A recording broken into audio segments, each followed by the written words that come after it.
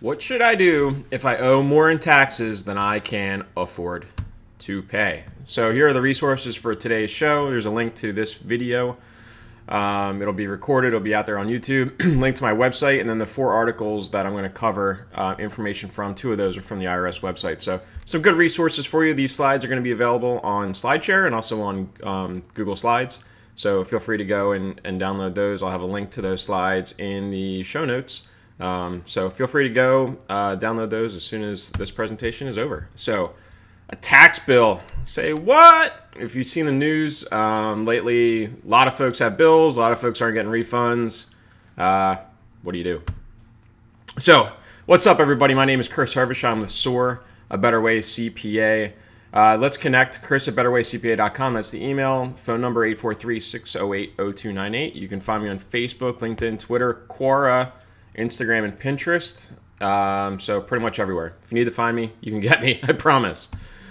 Let's engage. If you have questions as I'm going through this, by all means, please ask away. Happy to answer your questions. If you're watching this on a recorded video, by all means, put your questions in the comments. I'll be happy to get back to those, as soon as possible.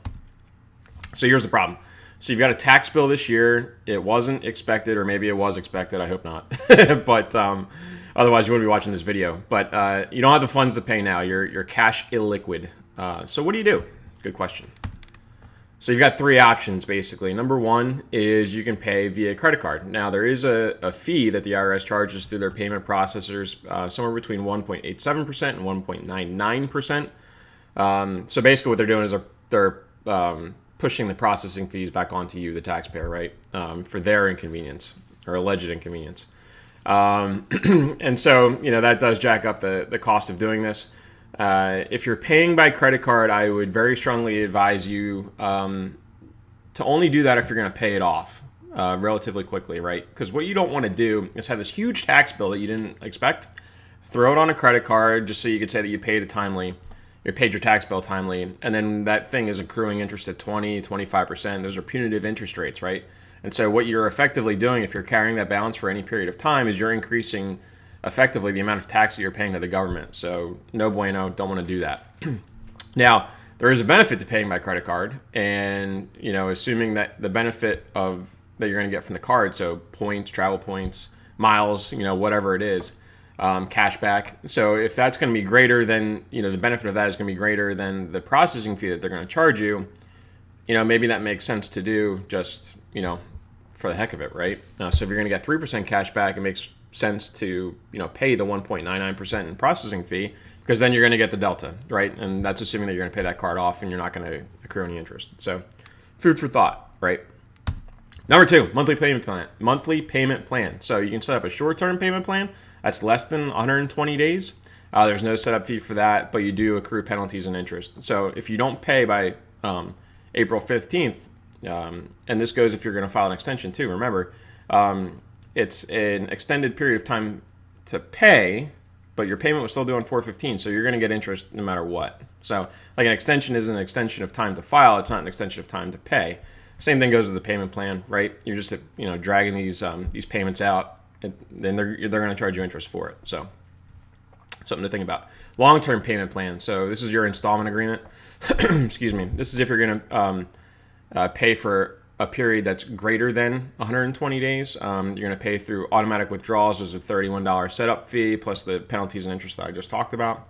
If you're going to pay through non-automatic withdrawals, so you're going to actually manually go onto the website and put in your credit card number every month, or if you're going to pay by check, if you're going to send cash in an envelope, don't do that, by the way. It's going to be a $149 setup fee plus the accrued penalties and interest, just like the other methods. So the way to do this is to submit Form 9465.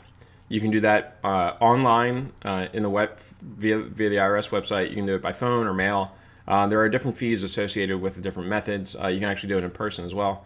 But you might want to, if you didn't prepare your taxes yourself, you might want to get a tax preparer's help with this. Even if you did prepare them yourself, you might want to take it, and you have a huge tax bill, take it to a tax preparer and just say, hey, can you take a look at this? And then can you advise me on what my options are as far as paying this bill? And can you help me with this, putting together this installment agreement? Most tax preparers would be more than happy to do that. I know that I am one of those folks. So by all means. So the third option, offer in compromise. So this is basically when you negotiate with the IRS and say, hey, I owe 10 grand, but I only want to pay you like 5. And it's a negotiation, right? But you need to qualify. So if paying that debt, that $10,000 will put you in serious financial hardship, you're more likely to get the offer in compromise. That is one of the pre-qualifiers. You do have to submit Form 9465. And so there's a tool down there. Actually, I should probably delete that line, and I will do that in the final slides. But and then there's a tool to pre-qualify you, which you may want to use. And the link is down there. It's going to be embedded in the slide deck, and so feel free to use that. But there's a bunch of steps. So have you filed timely tax returns?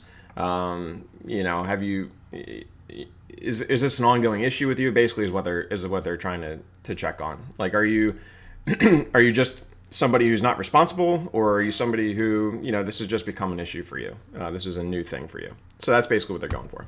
So final thoughts, a couple of thoughts. It's always cheaper to pay now, right? So to have that direct withdrawal from your bank account when you file your tax return, that's always going to be the cheapest way. There's no fee there. You're paying in a timely manner. There's no interest, penalties, yada, yada, yada.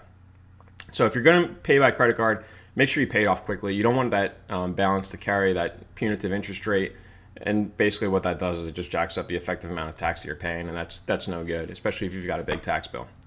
If you paid 85% of last year's tax bill, the IRS is more likely to waive some certain penalties. I did a video back in November of 2018 that talks about penalty abatements and the different strategies that you can take there. There's a link right here on this page. Feel free to go ahead and check that out. And, that'll give you some more information. If you think that you would benefit from some penalty abatement, or maybe that's a potential strategy for you, reach out to your tax preparer, or go reach out to a tax preparer if you prepared your return yourself, see what they think. They can help you through that.